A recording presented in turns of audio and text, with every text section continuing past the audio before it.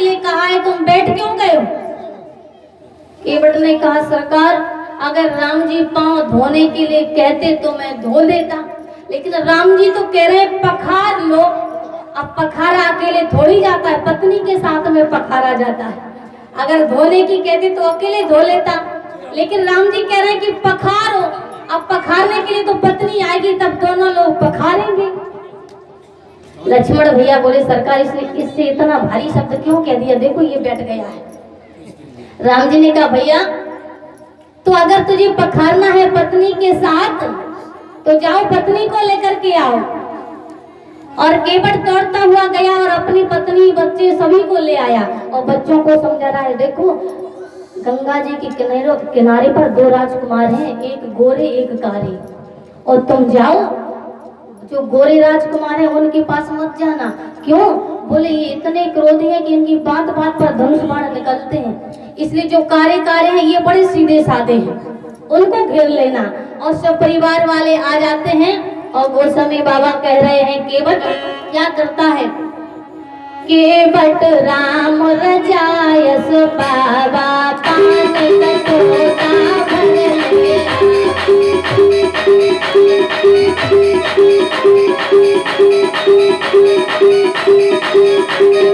अति आनंद मरे अनुरागा,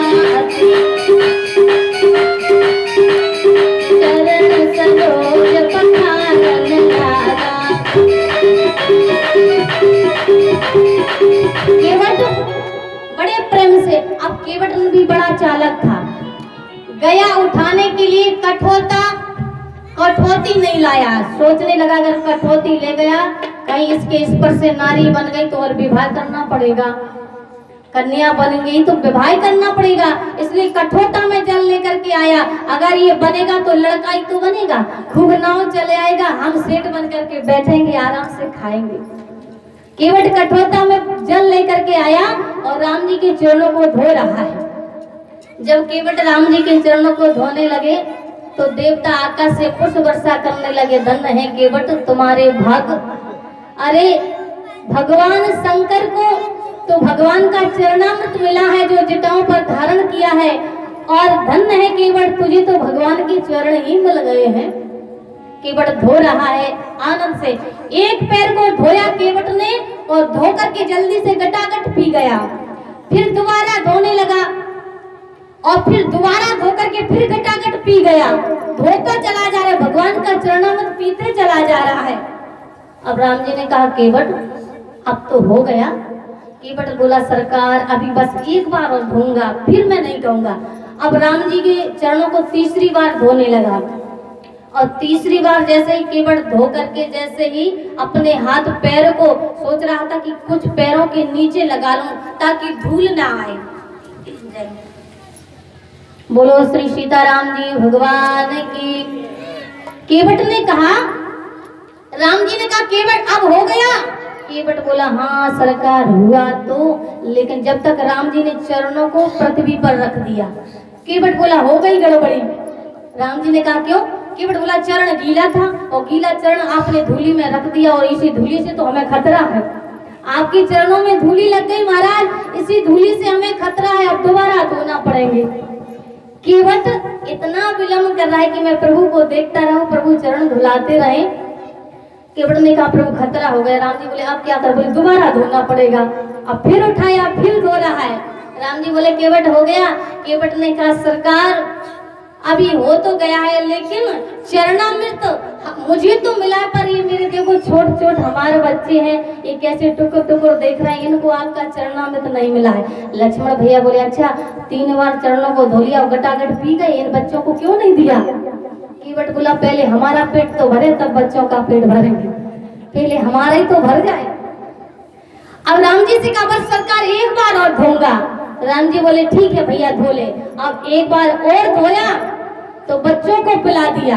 अब लक्ष्मण जी ने कहा अब पार करो। केवट ने कहा सरकार कहाँ ले चले? लक्ष्मण भैया बोले अब ले चलो हमको पार करो। केवट बोला कहाँ ले चले? बोले पार करो।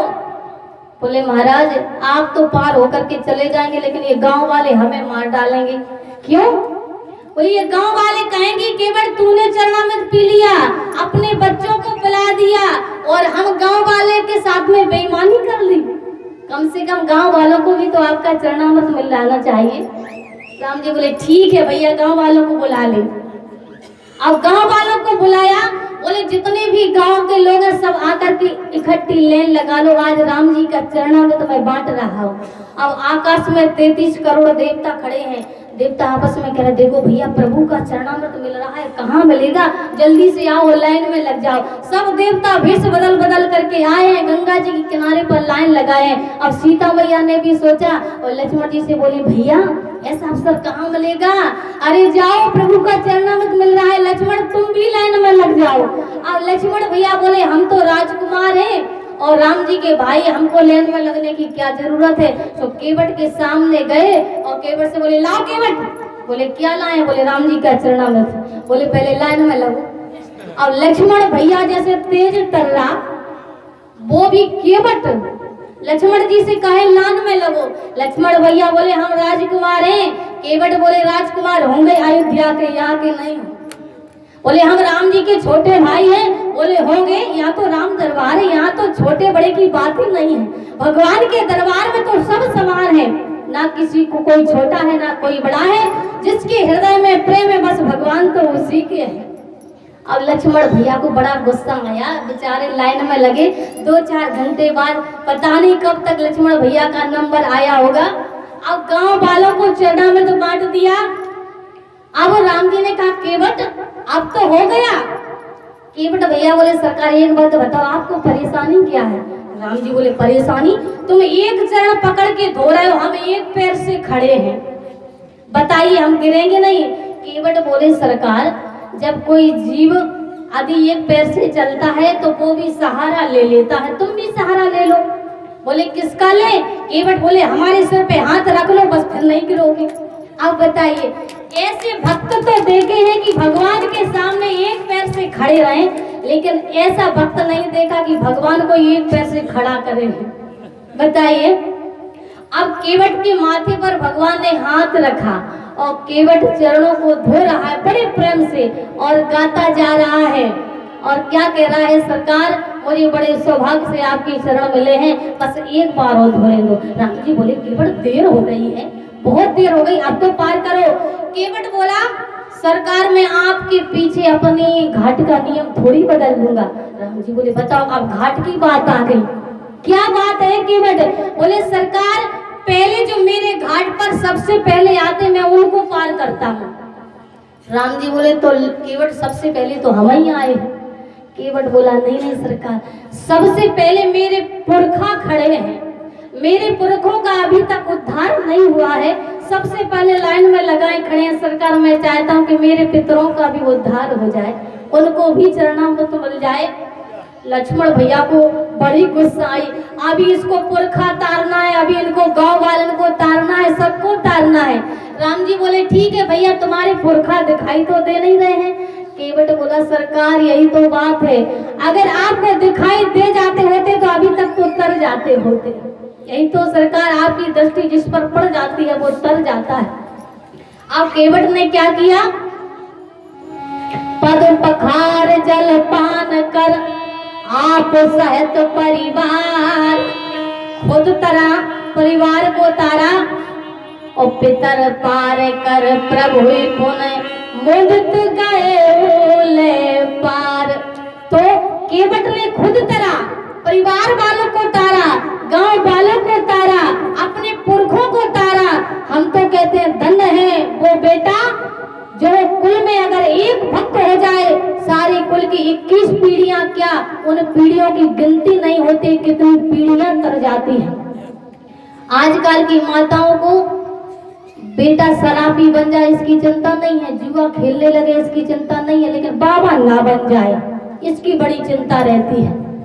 अरे मैया बाबा भी वही बनते हैं जिस पर भगवान की कृपा होती है। हम तो कहते हैं भले ही भगवान हमको इंजीनियर बेटा न दे, भगवान से प्रार्थना करना है प्रभु हमें भले ही डॉक्टर बेटा मत देना, भले ही कमाऊ बेटा मत देना, लेकिन हमारे कुल में एक भक्त बेटा जरूर देना। केवट की तरह जो खुद तरह वो परिवार वालों को भी